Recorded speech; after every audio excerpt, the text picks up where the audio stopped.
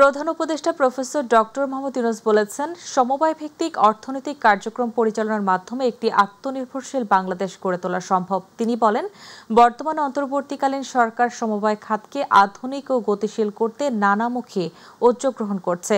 কৃষি, মৎস্য, পশুপালন, সঞ্চয় ও ঋণদান এবং কুটির শিল্প প্রভৃতি ক্ষেত্রে সমবায় ভিত্তিক অর্থনৈতিক কার্যক্রম পরিচালনার মাধ্যমে একটি আত্মনির্ভরশীল বাংলাদেশ গড়ে তোলা সম্ভব। আজ ৫৪তম জাতীয় সমবায় দিবস উপলক্ষে দেওয়া এক বাণীতে প্রধান উপদেষ্টা এসব কথা বলেন। প্রধান উপদেষ্টা বলেন, দেশ ও জনগণের উন্নয়নে গৃহীত যে কোনো কার্যক্রম সফলভাবে বাস্তবায়নে সামাজিক সম্পৃক্ততা নিশ্চিত অপরিহার্য। তিনি সবার প্রতি আহ্বান জানিয়ে সমবায়ের চেতনাকে ধারণ করে সাম্য ও সমতায় সকলে মিলে নতুন বাংলাদেশ গড়ে তোলার আহ্বান জানান।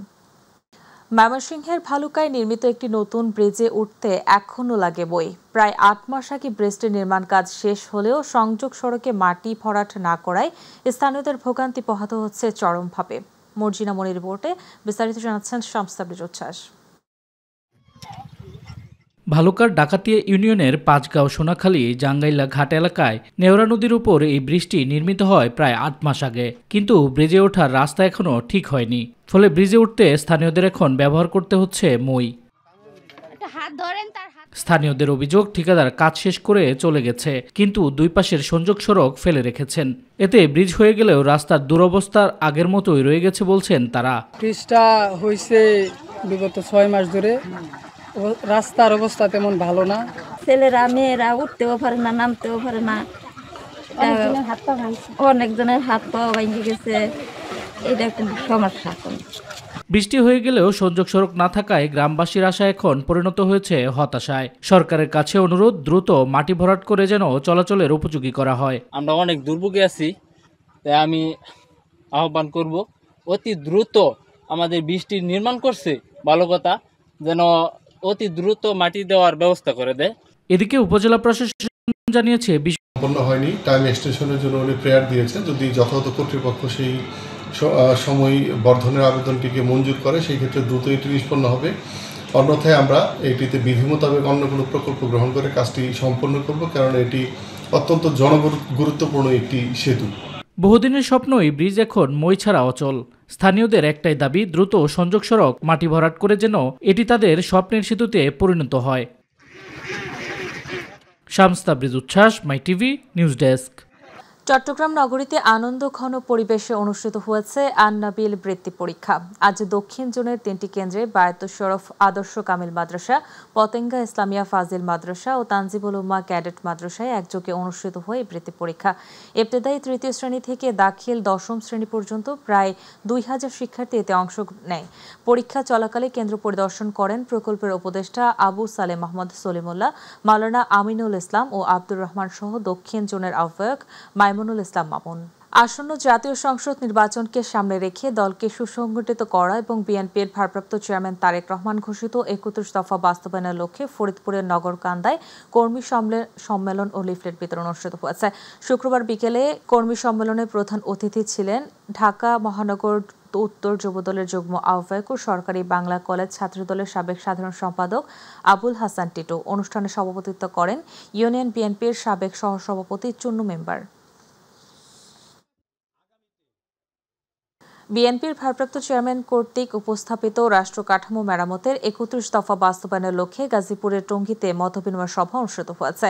বাবুল চৌধুরীর সভাপতিত্বে ও সোহেল চৌধুরীর সঞ্চালনায় 49 নং ওয়ার্ড বিএনপি ও সহযোগী সংগঠনের আয়োজনে অনুষ্ঠানে উপস্থিত ছিলেন বিএনপির জাতীয় নির্বাহী কমিটির সদস্য হাসান উদ্দিন সরকার, মহানগর বিএনপির সাবেক যুগ্ম আহ্বায়ক রাকিব উদ্দিন সরকার পাপ্পু সহ অন্যান্য নেতৃবৃন্দ।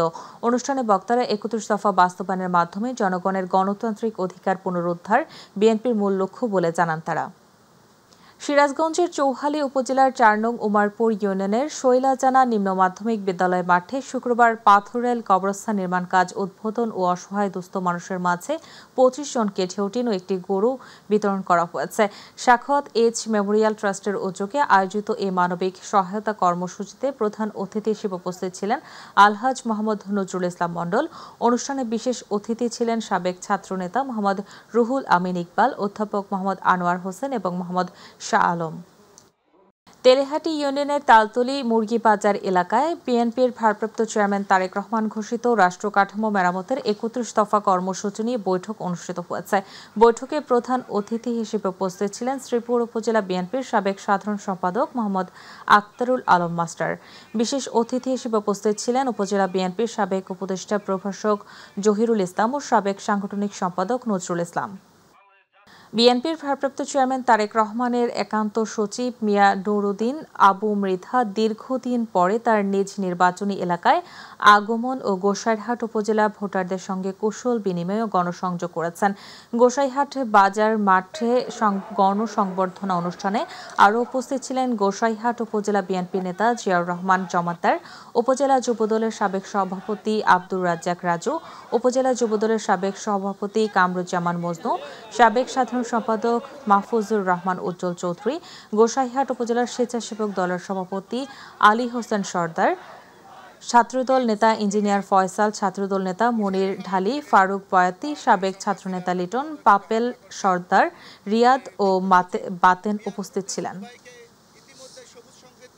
রাস্তা, ব্রিজ, কালভার্ট, মসজিদ, মন্দির, গির্জা সে আর প্রতিশ্রুতি দিতেছে এবং সেই কাজ বাস্তবায়ন করবো ইনশাল্লাহ। ডামুড্ডা বেদেরগঞ্জ গোসাইরহাটের উন্নয়নের মডেল হিসেবে গড়ে তুলবেন এবং অবহেলিত গোসাইরহাট, অবহেলিত ডামুড্ডা, অবহেলিত বেদেরগঞ্জকে একটি মডেল আসন হিসেবে গড়ে তুলবেন। আগামী দিনে তিনি যদি এমপি নির্বাচিত হতে পারেন, তাকে যদি আমরা এমপি নির্বাচিত করতে পারি, ইনশাল্লাহ শরীয়তপুর হবে বাংলাদেশের মধ্যে একটি মডেল জেলা এবং গোসাইরহাট থানা হবে বাংলাদেশের সেরা একটি উপজেলা। বাংলাদেশে জাতীয় নির্বাচনের আগে গণভোট অনুষ্ঠিত না হলে সেই নির্বাচন মূল্যহীন হবে বলে মন্তব্য করেছেন বাংলাদেশের জামায়াতে ইসলামীর আমির ডাক্তার শফিকুর রহমান। যুক্তরাষ্ট্র সফর থেকে লন্ডনে পৌঁছে স্থানীয় সময় শুক্রবার এক সংবাদ সম্মেলনে তিনি এই কথা বলেন। জামায়াত আমির বলেন, বাংলাদেশে গণভোটের মাধ্যমে জুলাই সনদ বাস্তবায়ন ছাড়া নির্বাচনের কোনো কার্যকারিতা থাকবে না। তিনি আরও জানান, দুর্নীতির বিরুদ্ধে আপোষহীন লড়াই চলবে এবং এই লড়াইয়ে জামাত জনগণের পাশে থাকবে। এ সময় প্রবাসীদের ভোটার হওয়ার সময়সীমা 15 নভেম্বর পর্যন্ত বাড়ানোর আহ্বান জানান জামাতের আমির। আমাদের কাছে অপরাধ যে করবে সে একজন অপরাধী। আমরা এই কথাগুলা যত জায়গায় বলা দরকার আমরা বলেছি, যাদেরকে বোঝানো দরকার আমরা বুঝিয়েছি।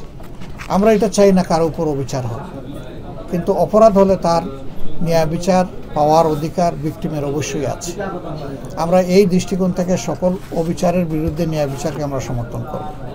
আর আমাদের 5টা প্রায়োরিটি অঙ্গীকারের মধ্যে একটা হচ্ছে সমাজে সর্বস্তরে ন্যায় বিচার কায়েম করা। সুতরাং ন্যায় বিচার কায়েম করলে আগামীতে যারা অবশ্যই বিচার প্রার্থী হবেন তারা তাদের ন্যায় বিচার পাবেন, তারা বঞ্চিত হবেন না ইনশাআল্লাহ। দর্শক, তামিরুল মিল্লাত মাদ্রাসার ছাত্রছাত্রীদের প্রথম অ্যালামনাই অনুষ্ঠান চলছে চীন মৈত্রী সম্মেলন কেন্দ্রে। সেখানে আছেন সহকর্মী আফজাল হোসেন, আমরা যুক্ত হচ্ছি তার সাথে। আফজাল, অনুষ্ঠানে কি খবর আছে আপনার কাছে, জানাবেন আমাদের।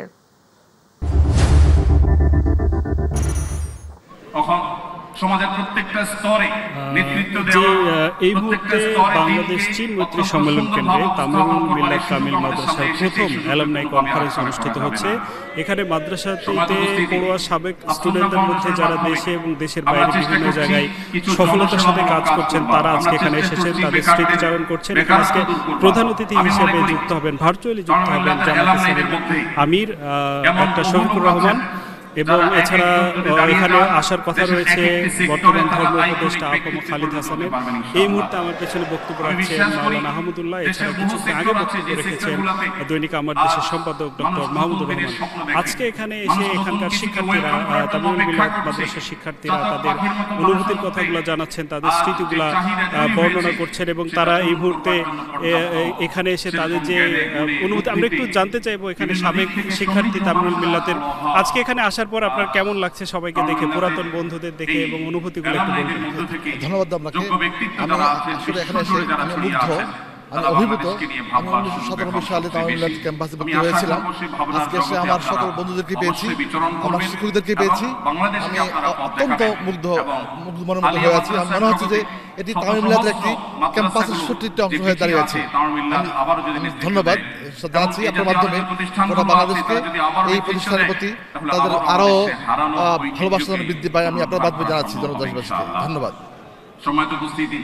জি, যেমনটি শুনছিলেন যে এইখানে তাদের যে অনুভূতি, তারা তাদের পুরনো স্মৃতিতে ফিরে গেছেন, পুরনো দিনে ফিরে গেছেন।